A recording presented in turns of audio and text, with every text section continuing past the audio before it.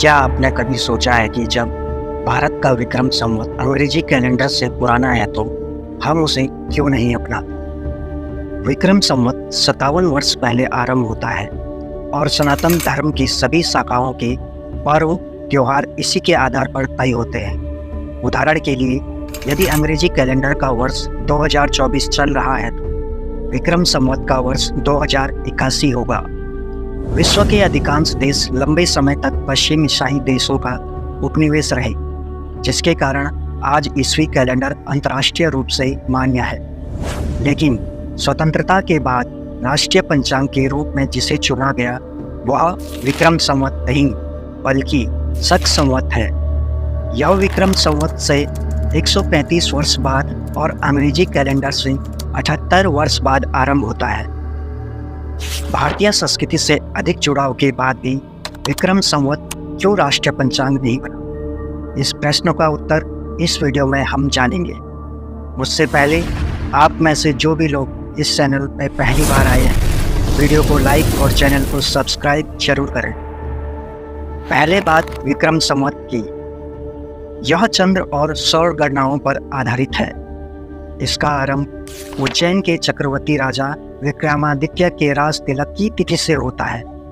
विक्रम संवत की रचना उस साल के प्रसिद्ध खगोल शास्त्री वराहमिहिर ने की थी। वराहमिहिर राजा विक्रमादित्य के नवरत्नों में से एक थे। विक्रम संवत में वर्ष सूर्य पर आधारित और महीने चंद्र की गति पर निर्भर होते हैं।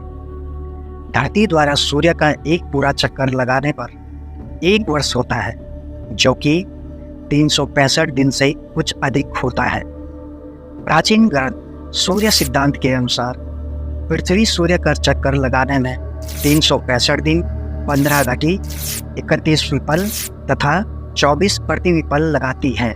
आधुनिक विज्ञान कुछ वर्ष पहले ही यह गणना कर पाया। इससे पहले यूरोप में एक वर्ष 360 दिन का हुआ करता था।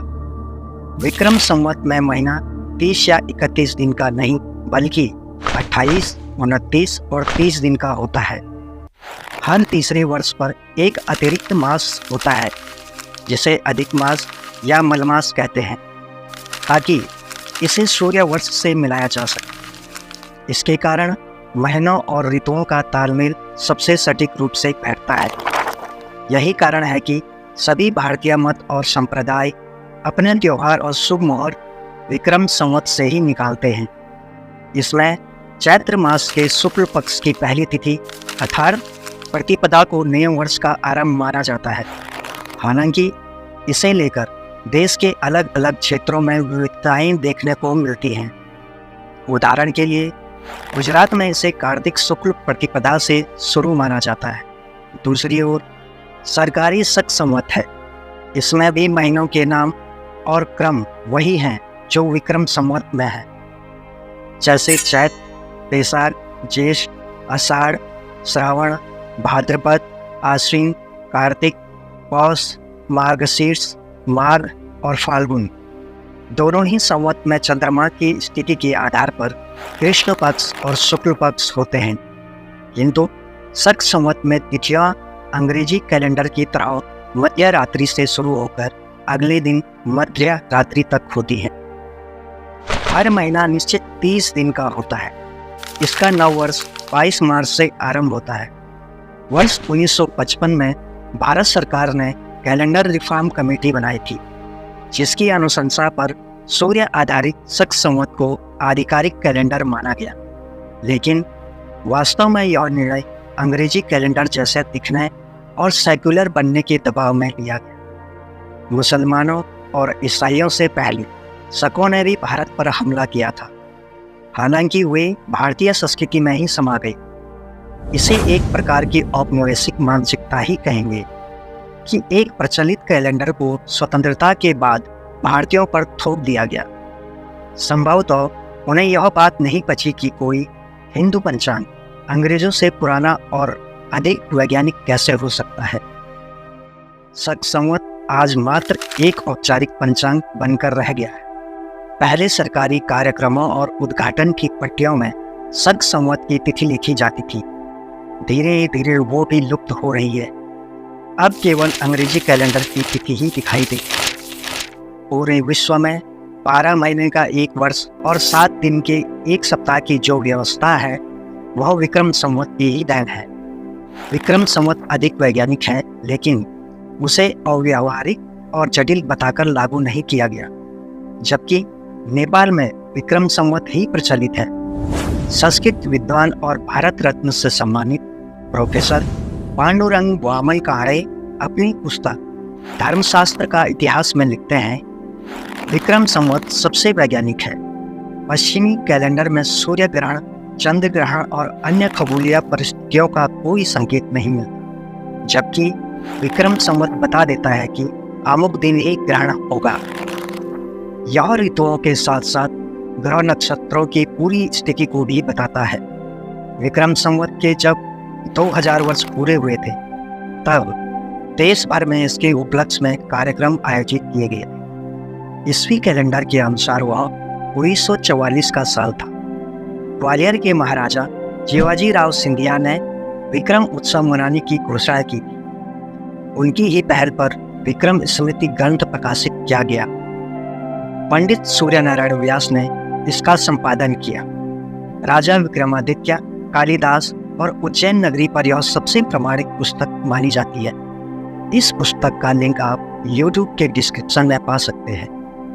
विक्रम संवत के 2000 वर्ष पूरे होने के अवसर पर विक्रमादित्य नाम से एक फिल्म भी बनाई गई थी, जो ईस्वी वर्ष 1945 में रिलीज हुई। इसका निर्देशन विजय भट्ट ने किया था। इसके गाने आप YouTube पर आज भी सुन सकते हैं।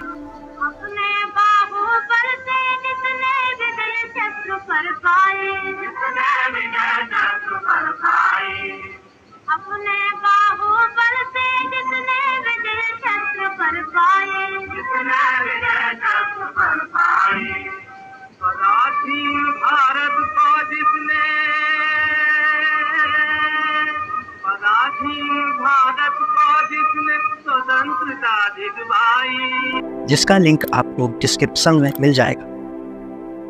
विक्रम उत्सव में वीर सावरकर और KM मुंशी जैसे स्वतंत्रता सेनानियों ने भी सहभागिता की थी। उनका प्रयास था कि इसे भारत के सांस्कृतिक पुनरुत्थान के अवसर की तरह प्रयोग किया जाए, लेकिन भारत के बंटवारे और फिर हिंदुओं के विस्थापन और नरसंहार से पैदा अवसाद ने इसे पूरे प्रयास पर पानी फेर दिया। ऊपर से नेहरूवादी सेकुलरिज्म ने रही सही कसर पूरी कर। सेकुलर सरकारों ने विक्रम संवत को भले ही त्याग दिया, लेकिन वे इसे भारतीय जनमानस से नहीं हटा सके। केवल पर्व त्योहार ही नहीं, लोग अपने घर और अन्य प्रतिष्ठानों पर विक्रम तिथि लिखवाना पसंद करते हैं। दिल्ली में यह शिलापट पाकिस्तान के TI खां से विस्थापित हिंदुओं के स्कूल पर लगा है। आप देख सकते हैं कि इसमें कितनी प्रमुखता के साथ विक्रम संवत की तिथि बताई गई है। राजस्थान में अब मांग हो रही है कि राज्य का स्थापना दिवस 3 मार्च के स्थान पर चैत्र प्रतिपदा को मनाया जाए। अयोध्या में राम मंदिर की प्राण प्रतिष्ठा विक्रम संवत 2080 के पौष मास शुक्ल पक्ष द्वादशी तिथि को हुई है। यह सुनिश्चित करना होगा कि इसकी वर्षगांठ पंचांग के अनुसार मनाई जाए, न कि 22 जनवरी को। महाराणा प्रताप से लेकर छत्रपति शिवाजी जैसे महापुरुषों की जयंती और पुण्यतिथि को भी हमें विक्रम संवत से ही मनाना चाहिए। समय आ चुका है कि सरकार से मांग की जाए कि वो विक्रम संवत को भारत का आधिकारिक कैलेंडर घोषित करें। साथ ही सरकारी कार्यक्रमों में भारतीय पंचांग की तिथि अंकित करना अनिवार्य होना चाहिए। देश की नई पीढ़ी जागरूक हो रही है। लोग स्वयं समझ जाएंगे कि अंग्रेजी कैलेंडर हमारी मजबूरी है, लेकिन विक्रम संवत हमारी बौद्धिक विरासत है, जिस पर हम सबको गर्व है। धन्यवाद। जय हिंद, जय भारत।